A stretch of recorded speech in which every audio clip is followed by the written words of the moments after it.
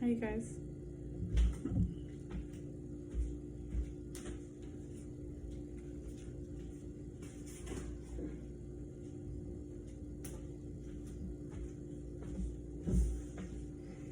Okay, so I'm just going to read a little bit more.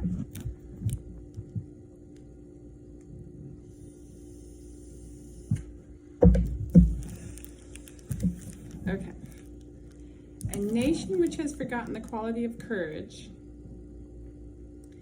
which in the past has been brought to public life, is not as likely to insist upon or reward that quality in its chosen leaders today. And in fact, we have forgotten.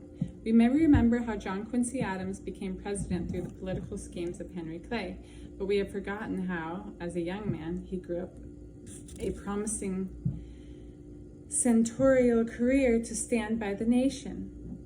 We may remember Daniel Webster for his subservience to the National Bank throughout much of his career, but we have forgotten his sacrifice for the national good at the close of that career. We do not remember, and possibly we do not care. People don't give a damn, a syndicated columnist told millions of readers not so many years ago what the average senator or congressman says. The reason they don't care is that they know what you hear in Congress is 99% tripe, ignorance, and demagoguery, and not to be relied upon. Earlier, a member of the cabinet had recorded in his diary, "While I am reluctant to believe in the total depravity of the Senate, I place but little dependence on the honesty and truthfulness of a large portion of the senators. A majority of them are small lights, mentally weak, and wholly unfit to be senators. Some are vulgar demagogues, some are men of wealth who have purchased their position, some are men of narrow intellect, limited comprehension, and low partisan prejudice." And still earlier, a member of the Senate itself told his colleagues that the confidence of the pride in departing from us, owing to our unreasonable delays. The Senate knows that many Americans today share these sentiments. Senators, we hear, must be politicians, and politicians must be concerned only with winning votes, not with statesmanship or courage. Mothers may still want their favorite sons to grow up to be president, but according to a famous Gallup poll of some years ago, they do not want them to become politicians in the process. Does this current rash of criticism and disrespect mean the quality of the Senate has declined? Certainly not. For of the three sentiments quoted above, the first was made in the 20th century, the second in the 19th, and the third in the 18th, when the first Senate, barely underway, was debating where the Capitol should be located. Does it mean then that the Senate can no longer boast of men of courage? Walter Lippmann, after nearly half a century of careful observation, rendered in his recent book a harsh judgment both on the politician and the electorate. With exceptions so rare they are regarded as miracles of nature, successful democratic politicians are insecure and intimidated men.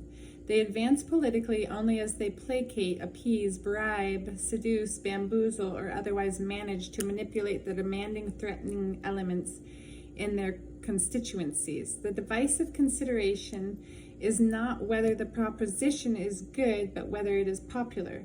Not whether it will work well and prove itself, but whether the active talking constituents like it immediately. I am not sure, after nearly 10 years of living and working in the midst of successful Democratic politicians, that they are all insecure and intimidated men. I am convinced that the complication of public business and the competition for the public's attention have obscured innumerable acts of political courage, large and small, performed almost daily in the Senate chamber. I am convinced that the decline, if there has been a decline, has been less in the Senate than in the public's appreciation of the art of politics, of the nature and necessity of compromise and balance, and of the nature of the Senate as a legislative chamber. And finally, I am convinced that we have criticized those who have followed the crowd and at the same time criticized those who have defied it, because we have not fully understood the responsibility of a senator to his constituents or recognized the difficulty facing a politician conscientiously desiring, in Webster's words, to push his skiff from the shore alone into a hostile and turbulent sea. Perhaps if the American people more fully comprehended the terrible pressures which discourage acts of political courage, which drive a senator to abandon or subdue his conscience, then they might be less critical of those who take the easier road and more appreciative of those still able to follow the path of courage. The first pressure to be mentioned is a form of pressure rarely recognized by the general public. Americans want to be liked, and senators are no exception. They are by nature and of necessity social animals. We enjoy the comradeship and approval of our friends and colleagues. We prefer praise to abuse, popularity to contempt. Realizing that the path of the conscientious insurgent must frequently be a lonely one, we are anxious to get along with our fellow legislators, our fellow members of the club, to abide by the clubhouse rules and patterns, not to pursue a unique and independent course which would embarrass or irritate the other members. We realize, moreover, that our influence in the club and the extent to which we can accomplish our objectives and those of our constituents are dependent in some measure on the esteem with which we are regarded by other senators. The way to get along, I was told when I entered Congress, is to go along. Going along means more than just good fellowship. It includes the use of compromise, the sense of things being possible. We should not be too hasty in condemning all compromise as bad morals, for politics and legislation are not matters for inflexible principles or unattainable ideals. Politics, as John Morley has accurately observed, is a field where action is one long second best, and where the choice constantly lies between two blunders, and legislation under the democratic way of life and federal system of government requires compromise between the desires of each individual and group and those around them. Henry Clay, who should have known, said compromise was the cement that held the Union together. All legislation is founded upon the principle of mutual concession. Let him who elevates himself above humanity, above its weaknesses, its infirmities, its wants, its necessities, say if he pleases, I never will compromise. But let no one who is not above the frailties of our common nature disdain compromise. It is compromise that prevents each set of reformers, the wets and the dries, the one-worlders and the isolationists, the vivisectionists, I don't know what that is, and the anti-vivisectionists, I don't know what that is, from crushing the group on the extreme opposite end of the political spectrum. The fanatics and extremists, and even those conscientiously devoted to hard and fast principles, are always disappointed at the failure of their government to rush to implement all of their principles and to denounce those of their opponents. But the legislator has some responsibility to conciliate those opposing forces within his state and party and to represent them in the larger clash of interests on the national level. And he alone knows that there are few, if any, issues where all the truth and all the right and all the angles are on one side.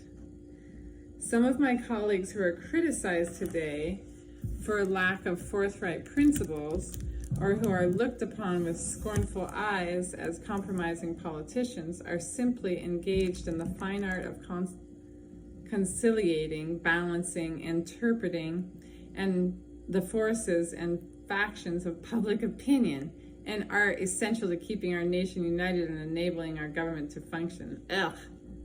Their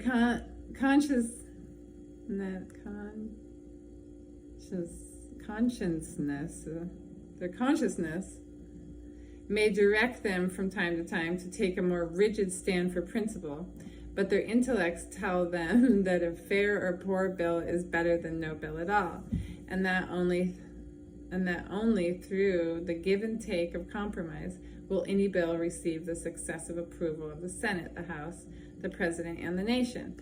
But the question is how we will compromise and with whom. For it is easy to seize upon unnecessary concessions, not as means of legitimately resolving conflicts, but as methods of going along. He's so smart, and his sentences are so long. Oh my goodness. There was so much in his head. There were further implications in the warning that I should go along. How long is this chapter? Oh my gosh.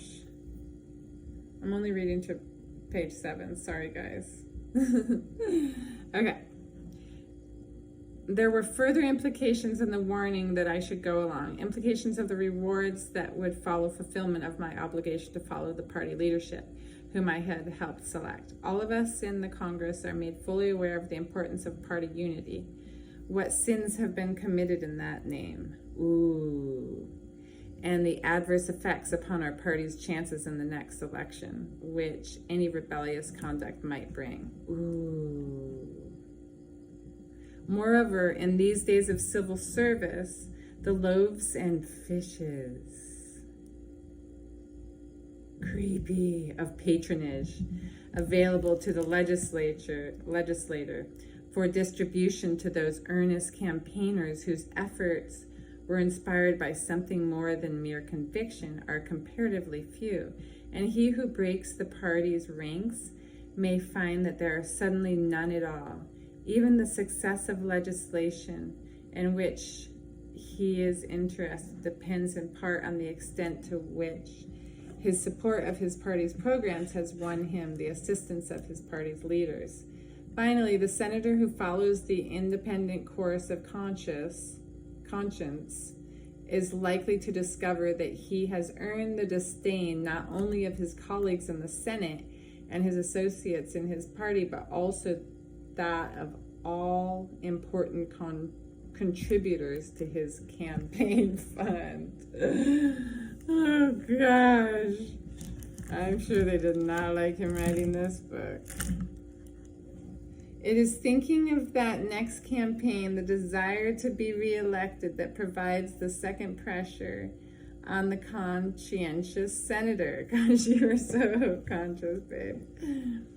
It should not automatically be assumed that this is a wholly selfish motive, although it is not unnatural that those who have chosen politics as their profession should seek to continue their careers. For senators who go down to defeat in a vain defense of a single principle will not be on hand to fight for that or any other principle in the future.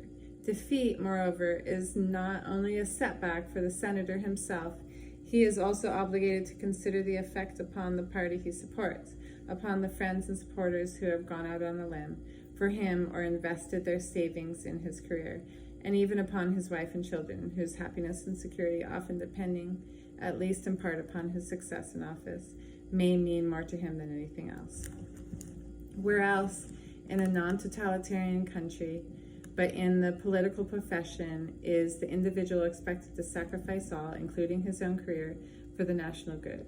In private life, as in industry, we expect the individual to advance his own enlightened self-interest within the limitations of the law in order to achieve overall progress. But in public life, we expect individuals to sacrifice their private interests to permit the national good to progress.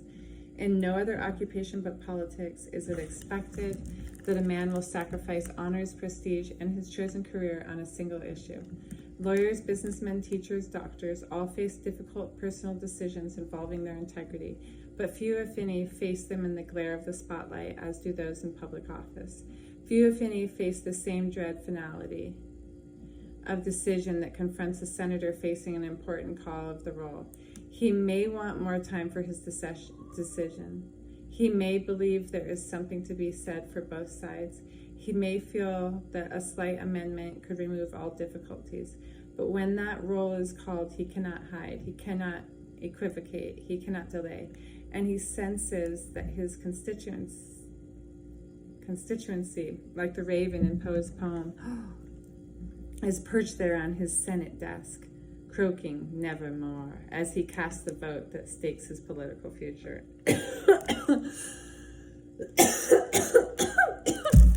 Sorry, I tried to say nevermore. Okay. Let's do those little Kennedy flares, right? Okay. Few senators retired to Pocatello by choice. The virus of Potomac fever, I don't know how to say that river very well, which rages everywhere in Washington, breeds nowhere in more virulent form than on the Senate floor. The prospect of forced retirement from the most exclusive club in the world, the possibilities of giving up the interesting work, the fascinating trappings and impressive prerogatives of congressional office can cause even the most courageous politicians serious loss of sleep. Thus, perhaps without realizing it, some senators tend to take the easier, less troublesome path to harmonize or rationalize what at first appears to be a conflict between their conscience or the result of their deliberations and the majority opinion of their constituents. Such senators are not political cowards.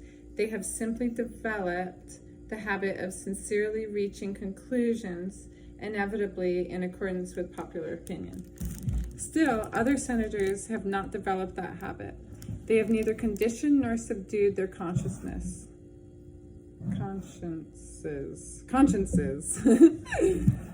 But they feel sincerely and without cynicism that they must leave considerations of conscience aside if they are to be effective. The profession of politics, they would agree with political writer Frank Kent, is not immoral, simply non-moral. Probably the most important single accomplishment for the politically ambitious is the fine art of seeming to say something. Oh yeah, this is Frank Kent.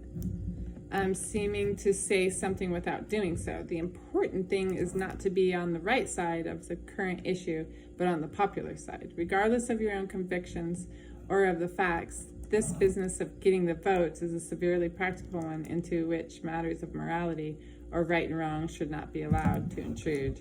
And Kent quotes the advice allegedly given during the 1920 campaign of former Senator Ashurst of Arizona to his colleague Mark Smith. Mark, the great trouble with you is that you refuse to be a demagogue. You will not submerge your principles in order to get yourself elected.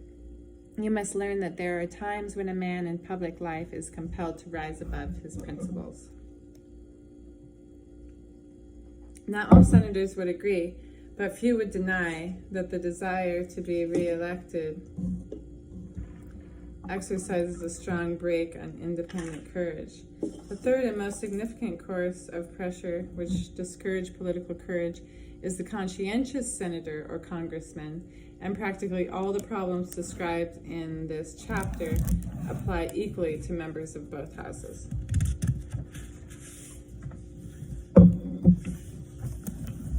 Is the pressure of his constituency, the interest groups, the organized, this is still a quote, I'm pretty sure? No, it's not. Because the interest groups, the organized letter writers, the economic blocs, and even the average voter. To cope with such pressures, to defy them, or even to satisfy them is a formidable task.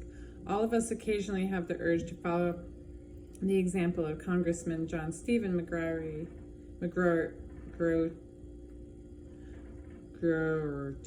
of California, who wrote A Constituent in 1934. One of the countless drawbacks of being in Congress is that I am compelled to receive impertinent letters from a jackass like you in which you say I promised to have the Sierra Madre Mountains reforested, and I have been in Congress 2 months and haven't done it. Will you please take 2 running jumps and go to hell? Oh, dang. Fortunately or unfortunately, few follow that urge, but the provocation is there, not only from unreasonable letters and impossible requests, but also from hopelessly inconsistent demands and endlessly unsatisfied grievances. In my office today, for example, was a delegation representing New England textile mills. As industry essential to our prosperity, I think it's time for me to quit.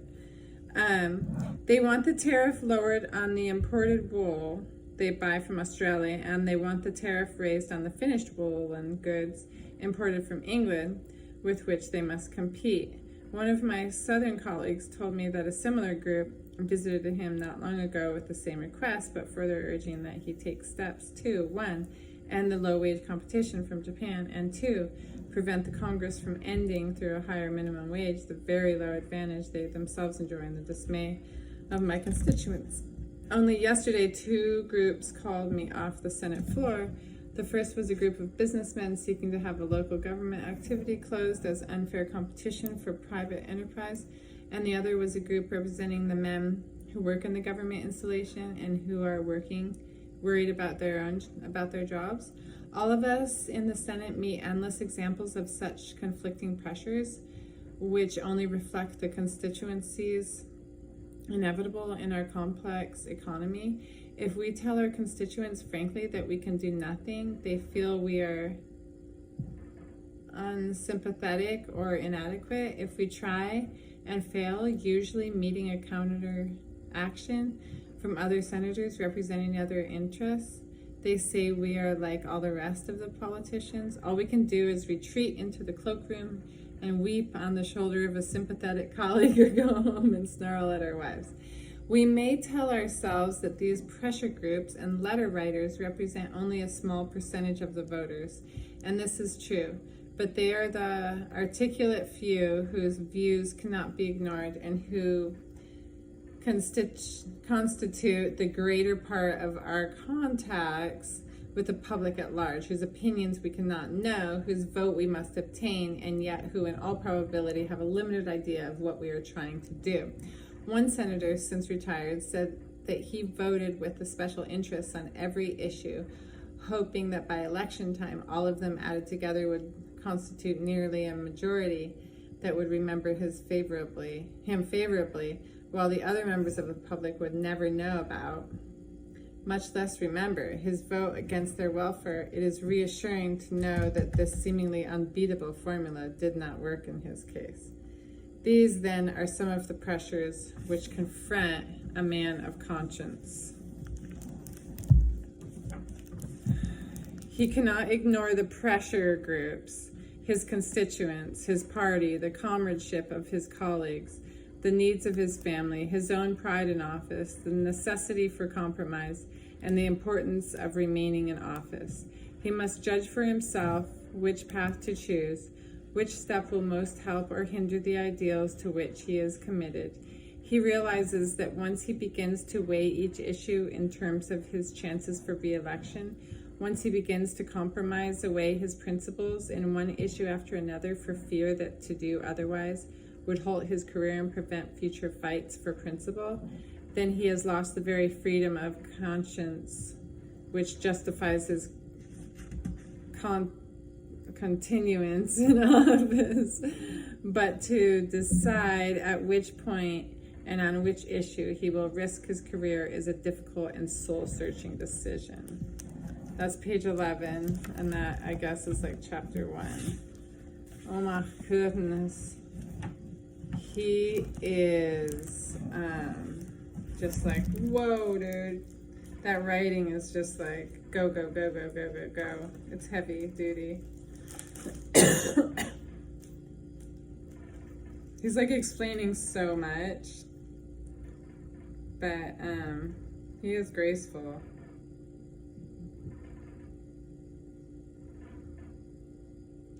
He is graceful. It's a pool of knowledge, you can tell that's for sure. It's also calling out the bad guys. Okay. Oh, I was gonna just see, I need to get some work done and do a couple other things. I was gonna see what was on page, sometimes these page numbers are kind of fun. Certain pages.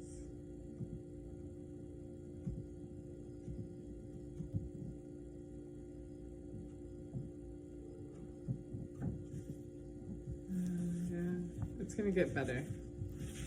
I can see there's like some nice poetry later and stuff. It's just so heavy, so much explaining. Oh yeah, he has a poem on page 17.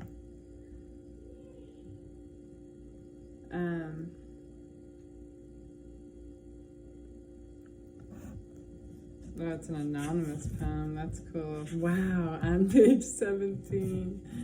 Anonymous poem. Wow. Okay, and then I wanted to see for my own sake. Ooh, page 44, I moved right to it. Oh, it's about John Quincy Adams. Okay.